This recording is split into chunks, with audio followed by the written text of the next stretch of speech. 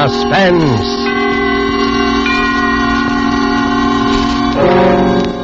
Presented by Roma Wines, made in California for enjoyment throughout the world. Salud, your health, senor. The world toasts Roma, and Roma toasts the world. The wine for your table is Roma, made in California for enjoyment throughout the world. This is the man in black, here for Roma Wines, to introduce this weekly half hour of Suspense. Tonight in Hollywood, our stars are Mr. Robert Young and Margot.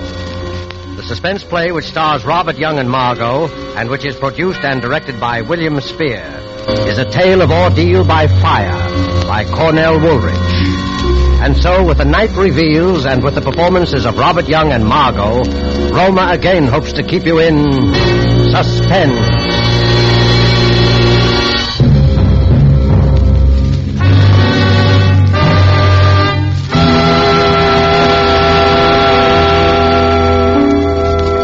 Tell us the story, Mr. Jordan. Might help to get it out of your system. Yes. Go ahead, Harry. What? Tell it here, Marie, in front of you? Sure, I can stand it if you can. Well, all right. I'll tell it from when I first began to know, for sure, 2 weeks ago. I should have known before that something was wrong. I should have known by her eyes. There was a queer look in them, staring at me one minute and avoiding me the next. Well, I came home late one Monday night. They were asleep, my son Johnny and my wife here, Marie. I lay in bed reviewing my day's work. You see, I'm an investigator for the Herkimer Fire Insurance Company. And while thinking about the fire on 2nd Avenue, I fell asleep. Suddenly, I was sitting bolt upright, wide awake, with a strange feeling of being alone in the room. I looked towards Marie's bed. It was too dark to see. I called, Marie. Marie. There was no answer. I got up and walked to her bed. The quilt was bunched up. I pulled the covers down. The bed was empty. In the bathroom. No, she wasn't there. And not in Johnny's room either. Johnny was alone. Marie wasn't in the apartment. I put on the light and looked at my watch. It was 2 a.m. Got dressed and walked out and rang for the elevator. It was nothing. Of course, it was nothing important, but my heart kept hammering away. Morning, Mr. Jordan. Kind of late for the... Yes, good morning, Steve. Did you see my wife go down? Yes, Mr. Jordan. About half an hour ago, I'd say. Yes, of course. Did you see which way she went? Yes, she went towards 3rd Avenue. Said she was going to... Went to the drugstore, I guess. Yes, that's right. There's one over on 96th Street. Open all night. Thanks.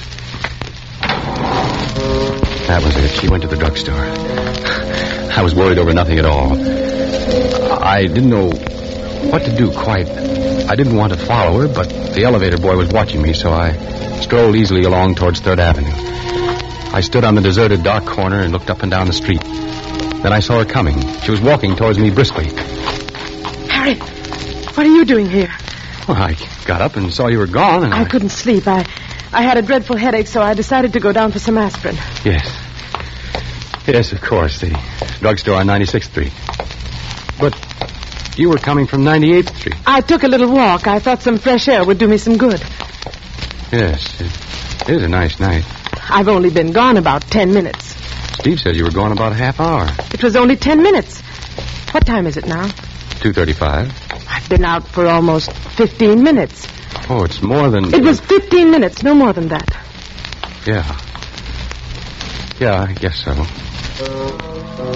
Everything seemed all right. Still, I felt something was wrong. We got into our apartment and we both went to bed. For a minute or so, we said nothing. You've been working hard, Harry. Don't you think you ought to take a week off and sort of rest up? Oh, I feel perfectly all right, dear. There's nothing wrong with me. Listen. A fire. A fire. Yes, not far. Over east a couple of blocks. By the river, I'd say. That's my district. A fire. Oh, what the... Hello. Hello, Harry. I'm sorry to wake you in the middle of the night.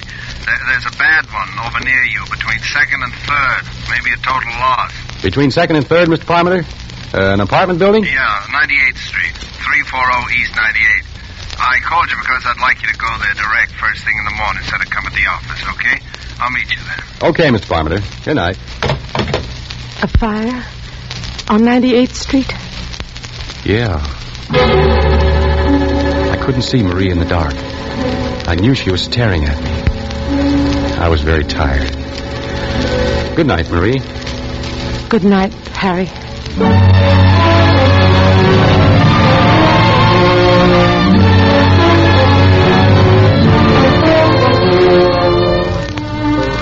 This is a story of a husband and a wife. In a moment, as the story continues, we shall learn how they came to know that death was living with them.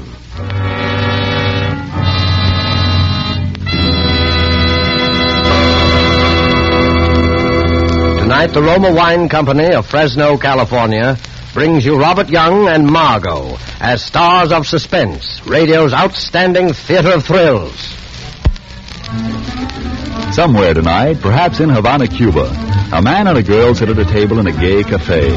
Music, laughter fill the big room. A tropic breeze stirs the palms in the terrace. As we watch, the young man pours wine into their glasses. They raise them in a toast to each other. Salud. Salud. An excellent wine, verdad? As pleasant to the taste as your beauty is to the eye. Oh. Do you know where this fine wine comes from? It comes from our good neighbor to the north, Los Estados Unidos, from America. His name is Roma. Yes, from our own America, from our own sunny California come Roma wines. Made in California for the enjoyment of the world. Doesn't that tell you all you need to know to make you want to choose Roma wines for your own use? Whether your particular preference is for a nut brown sherry, a delicious red claret, or full-bodied burgundy, when you choose Roma, you know you are getting the world's best wine value. For Roma wines are America's largest selling wines. Only through such tremendous popularity can Roma afford to sell so reasonably wines into which have gone all the care and wine knowledge that produce wine masterpieces. There is a Roma wine for every taste. Simply choose the one you like best. Roma wine, made in California for enjoyment throughout the world. And now it is with pleasure that we bring back to our soundstage Mr. Robert Young as Harry Jordan and Margot as Marie, his wife, in The Night Reveals, a story well calculated to keep you in suspense.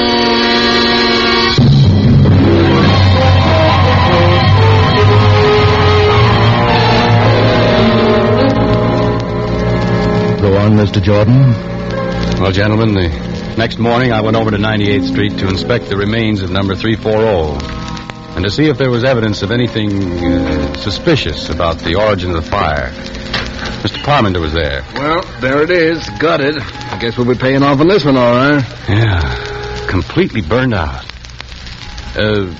Anyone hurt? Well, a few, but no one dead. Lucky they just installed the new fire escapes. Just the walls left. That fire must have been quite a sight in the height of its glory. Yeah, quite a sight. Man, those walls look pretty bad. They might collapse almost any time. And the building will have to be raised. That fire did a good job. Oh, here's the commissioner. Hello, Parmenter. Jordan. How are you, Mr. Morale? You know anything about the fire, commissioner? No, not a thing. Well, we'll take a look. I wouldn't go in there, Jordan. Those walls are pretty I bad. can take care of myself. Maybe you better not go inside, Harry. Don't worry about me. I know fires as well as anyone. You stay outside, Mr. Parmenter. I'm going in. I walked gingerly into the blackened, ruined hallway, in ashes up to my ankles, until I reached the remains of the stairway. Underneath were several baby carriages, just twisted pieces of metal. A burned fragment of something fell nearby. Come on back, Jordan. I'm all right. I poked around the carriages, sifting through the clean, fine ashes. Something caught my eye. A glob of yellow metal. I picked it up, and I worked my way out. She's burned through, isn't she? Yep. Clean through. Nothing left of her. Did you find anything, Harry? Nothing much. The fire started in the hallway, all right. The cellar's untouched. Fire works its way up. What's that in your hand? Well, that is just a piece of metal I found. Here. I just picked it up for my kid. He likes shiny things. What do you think, Commissioner? Probably one of those gadgets they have on baby carriages. No, I guess you're right. It isn't anything. But it was something. I had run my fingernail across this glob of metal. It looked like gold. I decided to examine it in detail at home.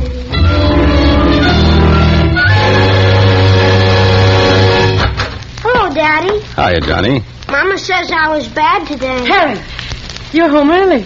Yes, I got through sooner than I expected, and What is it, Harry? Your locket. You're not wearing it. You never had it off before. My locket?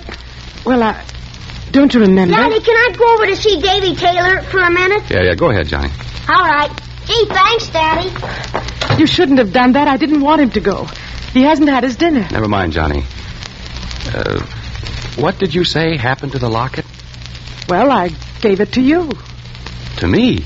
Yes, I put it in your pocket to have it fixed. The catch was loose. I don't remember. You've been very forgetful lately.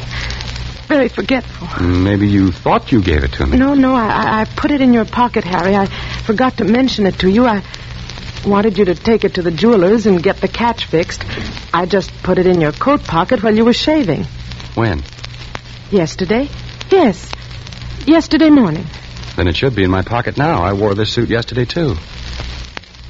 Nothing in my pockets, Marie. Well? Marie. Yes, Harry? Is anything wrong with you?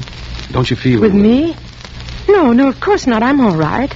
I'm perfectly all right. There's not a thing wrong with me. You look worried, as if you've got something on your mind. Oh, it's nothing. I've just been having a headache. Maybe you ought to see a doctor. Oh, no, it really doesn't amount to much. Well, I think I'll take another look for the locket. Which suit did you say you put it in? Your blue suit, I think. Or maybe it was the gray, though. I don't...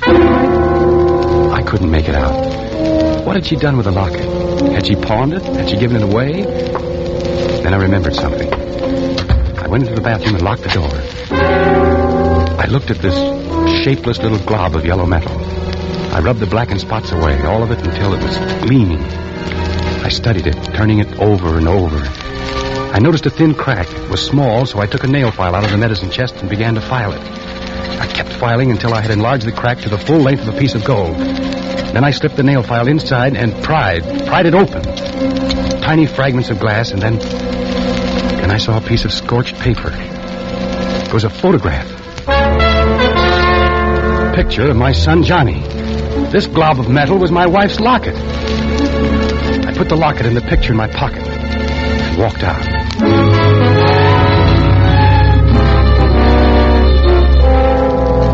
For the next hour, I sat trying to read a book while Marie busied herself, first feeding Johnny and then helping him with his homework. What's the largest continent in the world? Oh, I know. It's Asia. And the next largest? Oh, that's easy. Africa. It's full of jungles. That's where Tarzan lives. Isn't it time for Johnny to be in bed? Oh, yes. I had no idea it was so late. Run along to your room, Johnny. I'll be in a minute. All right, Mother. Good night, Dad. Good night, Johnny. Sleep well. He's getting along very well in school, except for arithmetic. He seems to be having a little trouble. Oh, Johnny will be all right. Yes. Johnny will be all right. I know he'll be all right. I watched her. She seemed very uneasy. I walked over to my pipe rack where I kept several books of matches in a jar. There weren't any there. All this time I knew she was watching me closely. I looked behind the rack. There wasn't a match around. What the devil happened to all my matches? I have a match here. Let me light it for you. Did you take the matches out of the jar, Marie? Well, Did you? Yes, I needed them in the kitchen. Shall I light your pipe for you? No, I'll light it myself. I picked a match out of the booklet. It was a clean white match with a green head. I struck it against the side. The match sputtered up into a yellow flame, fringed on the bottom with blue. Marie stared at it until I felt the sharp bite of the flame on my thumb. Would you like a cup of tea, Harry? No, dear, I don't think so. I watched her. Her hand casually brushed along the table and picked up the matches. Marie! Oh. Leave the matches on the table. I need them. I'm rather short of matches, and the pilot light isn't working. Is this the only book of matches in the house? I'll have to get some tomorrow. Where are you going, Harry? Get a drink of water. No. I'll get it for you, Harry. Never mind, Marie. I'll get it myself. I went into the kitchen. There was a paper bag alongside the gas range. Matches. All thrown in, helter-skelter. Books of matches and safety matches, all mixed together. I walked back and sat down in my chair. She sat a few feet away, torturing a handkerchief. She looked so helpless and terrified that my anger passed away. Marie, you've been having headaches lately. Perhaps you ought to see a doctor. You haven't been looking too well. I'm just tired. It's nothing serious. Look, how would you like to go away for a few days? Take a vacation. I'll get a maid to take care of Johnny and me. It'll do you a lot of good. No, I don't need a vacation. There's nothing wrong with me, but, Harry, there is... Yes? There's nothing the matter with... You were about to say something else. I've got to go into Johnny's room and see that he's covered. He always throws the covers off. I sat there looking at the door. Then I glanced about the room. There was the pack of matches lying open on the table. I closed the cover and my eye caught a purse lying nearby. It was bulging. Harry! Well, what's the matter? My purse! Yes, your purse. Here, look. See, the handle's loose. And it's full of matches. A dozen books of them. And these newspaper clippings. Give it back to me. Why are you saving these clippings? Why do you carry matches with you? I bought the matches in a store. They were a dozen for 5 cents. These clippings, look here. Fire on 112th Street causes severe damage. And these others. Why are you saving these clippings, Marie? There's nothing wrong in that. I'm interested in your work. I intend to keep a file on fires. It'll help you in your work. Well, that's very considerate, Marie. Oh, Harry. You're so good. Why should this have to happen to us?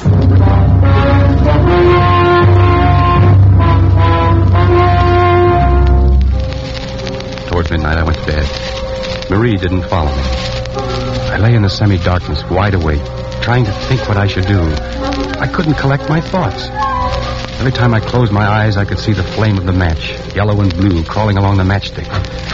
Then Marie came in with a cup of steaming liquid. Drink this, Harry. It'll help you sleep. Oh, what is it? It's cocoa. It's very good for you. I'm not the one that's having trouble falling asleep. We both couldn't sleep last night. I'm taking some of this myself as soon as I go to bed. All right, leave it on the nightstand. Be sure to drink it while it's hot. Yes, Marie, I will. Good night, darling. Good night, Marie. Cocoa. Then suddenly I knew. I looked around quickly for something to pour it in. There was a radiator pan. It was empty. I poured the cup of liquid into it. Then I lay back and waited. Waited for her next move. About a half hour later, I heard the door open softly and Marie tiptoed towards my bed. Harry. Are you asleep? I didn't answer, but breathed evenly. She hovered for a moment over me, then she tiptoed out, carefully closing the door behind her. I dashed out of bed and hurried into my clothes. Quickly, I poured the liquid from the pan into a bottle and put it into my pocket. Then I grabbed my coat and followed her. I rang for the elevator. She had only a few minutes headway. I would catch up to her easily, and then we'd have a showdown. Steve looked at me with controlled amazement. Hello, Steve. Hello, Mr. Jordan. My wife went down a moment ago, didn't she? Yes, Mr. Jordan. Just took her down. She went towards 3rd Avenue, didn't she? I think so. She sort of stopped me for a minute and then turned towards 3rd. Had to get back to the elevator because you were ringing. When I reached the corner, I looked up and down 3rd Avenue, and I saw her. She was walking north. I crossed to the other side of the street and followed her, keeping at a distance. 98th Street, she turned east. Down the middle of the block was the remains of last night's fire. She paused in front of the gutted building for a long time, just stood there, looking at it. Then she walked inside. I waited for a few seconds and then followed her. It was pitch dark in the burned-out hallway. Ahead of me, I could see the glow of a match. Then I saw what she was doing. She was collecting the charred debris near the baby carriages. How foolish. There wasn't anything that could burn there now. She lit another match. I watched the flame light up her face. A face so intent upon her work that she didn't hear me approach. Marie? Who's there? Me, Harry. Harry, why did you... Come along, Marie. We'd better get out of here. The police. I took her hand, and without a word, she came along. We walked home in complete silence. We both knew. When we came to our apartment house, I stopped and rang for the elevator. In the light of the hallway, I could see her face. My wife's face. Ashy gray. Her eyes bright and painful. You run upstairs, Marie. I'll be along in a minute. Harry, where are you going? I'll be right back. Please, Harry, don't do anything. You run along, Marie. You're not going to... No, I'm only going to the drugstore to get something. I'll be back in a few minutes.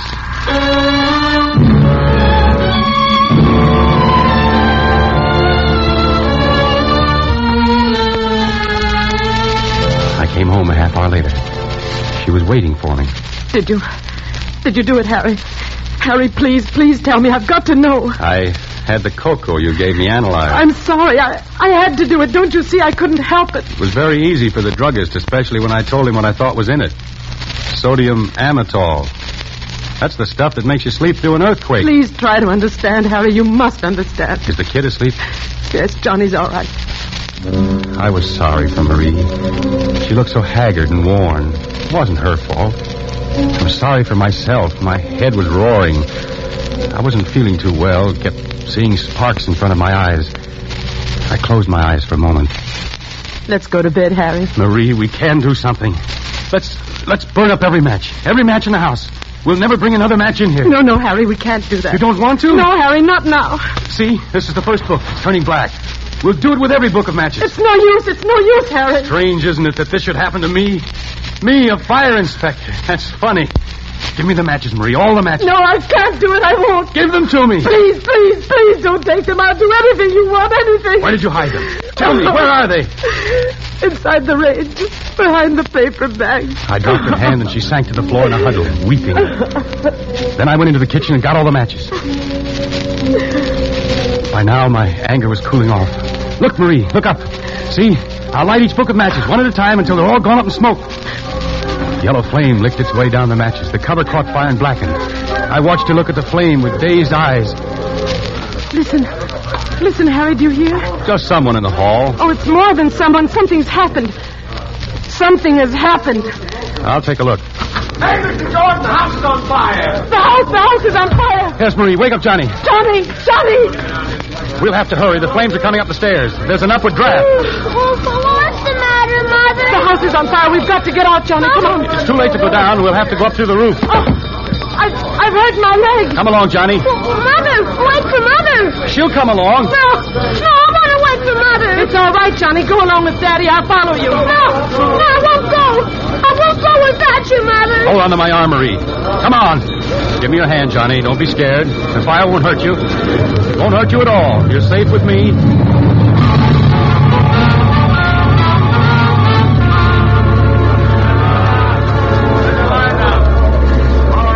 We made our way upstairs, very slowly because of Marie's sprained ankle.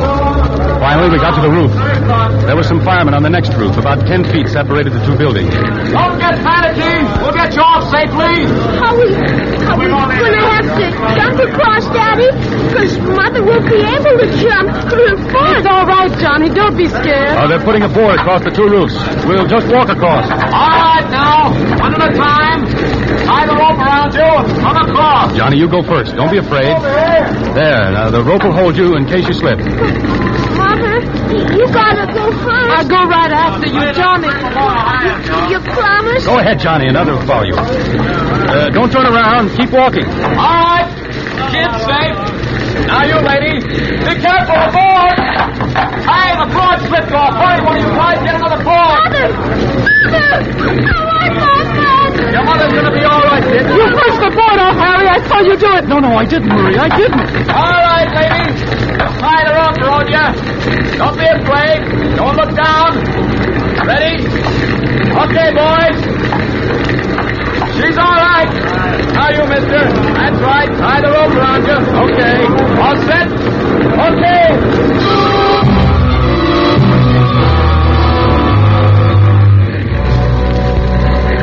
On the ground, we stood there, the three of us, watching the fire. Sparks were shooting up through the hole where it had bitten through. Great flames shot out, stabbing at the sky. The top of the roof was burning now. Red flame crawled along, searching out the inflammable spots. The wooden pole caught fire and blazed up with a long, narrow, curving arc. The wind was helping it. All this time, Marie was shaking violently, not with cold. I pitied her. And then she threw up her hands and shrieked. Harry! Now, darling, don't. I can't stand it. We can't go on this way. Police, come here. Don't do it, Marie. There's no need to. Not the police.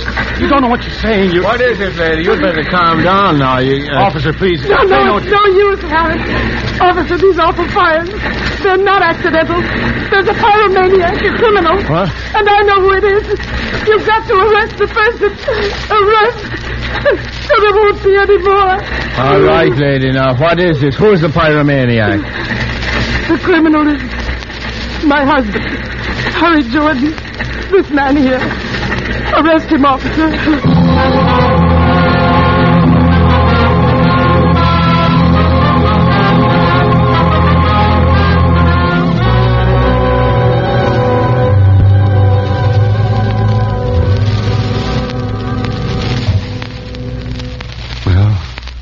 That's about all there is to the story, gentlemen. Then I was brought here. Must have sounded kind of, painful for you to hear it all over again, Marie. No. It was all right, Harry. I wonder, I got a cigarette. Could I... No, I'll light it for you, Harry. You don't have to worry. I won't try and keep the matches here. She's been awfully good to me, gentlemen. You'll take good care of her, won't you? She tried everything to help. She hid the matches so as to keep them from me. She even tried to give me sleeping pills so I wouldn't. It's all right, Harry. I'm sorry about the locket, dear.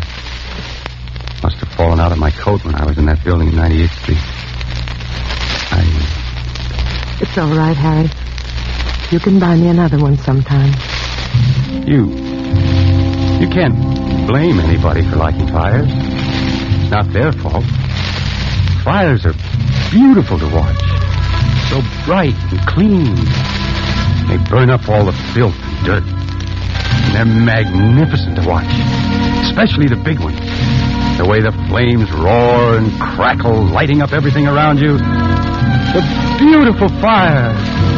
The beautiful fire.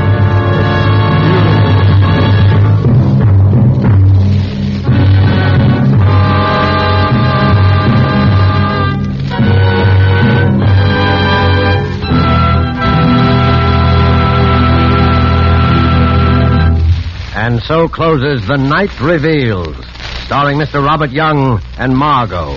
Tonight's tale of Suspense. I want you to know that the distinguished Roma California wines include the most enjoyable types for every possible occasion. Dry table wines, red and white, appetizer and dessert wines, and also champagne and sparkling burgundy. Nothing can add more downright pleasure to your meals or to your entertainment of friends. And no enjoyment could be more economical. For not only are they supremely delicious, Roma wines are America's largest selling wines, and they cost only a few cents a glass. The vast quantities regularly purchased and enjoyed by wine lovers, the advantageous locations of the great Roma wineries in the favored wine districts throughout California, these things permit truly modest prices that make Roma wines the world's outstanding wine values. Roma, R-O-M-A. Roma wines are true to type. Roma wines are faithful in flavor. Roma wines are sound of character. Roma wines are reasonable in cost. Made in California for enjoyment throughout the world. This is Robert Young. It's been a great pleasure for me to appear tonight on Suspense, one of my very favorite programs. And I know you'll want to be listening next Thursday when my friend and colleague at Metro-Goldwyn-Mayer, Mr. Charles Lawton, will be your star. Don't forget then, next Thursday, same time, for Charles Lawton in Suspense. Presented by Roma Wines, R-O-M-A. Made in California for enjoyment throughout the world. This is the Columbia Broadcasting System.